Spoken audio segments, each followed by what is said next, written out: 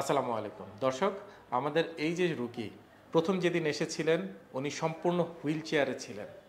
আজকে হাঁটাচলা করছেন, সিঁড়ি দিয়ে ওঠানামা করছেন, উঠবস করছেন, নিজের কাজগুলো সম্পূর্ণ নিজে করছেন। প্রথম যেদিন আসছিলেন কিভাবে এসেছিলেন? আমি হুইল চেয়ারে আসছিলাম, মানে একদম সম্পূর্ণ হুইল চেয়ারে বন্দি একটা মানুষ। এবং আমরা জানি মাঝখানে আপনার সাথে কিছু ভুল চিকিৎসা হয়েছে। হ্যাঁ ভুল চিকিৎসা হয়েছে।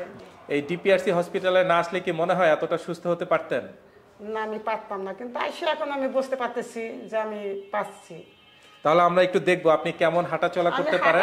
আপনি যদি আমার 40 কেজি 50 কেজি দেন তাও হাঁটতে পারিনি। আলহামদুলিল্লাহ, আমরা সেটাই দেখতেছি। আসুন আমার সাথে হাঁটি। আমি সবকিছু এখন পারতেছি আর আলহামদুলিল্লাহ, ইনশাআল্লাহ বাড়ি যে আমি সবকিছুই পারবো। দর্শক কে বলবে এই রোগী কিছুদিন আগে হুইল চেয়ারে ছিল এবং হাঁটতে পারতো না? কেউ বলবে? আমি 17-18 বছর স্ত্রী, আমি বিছানে ভুক্তভোগ, আর 3 মাস ধরে তো আমি বিছানি শোয়া, ডাইরেক্ট আমি উঠতেই পারিনি।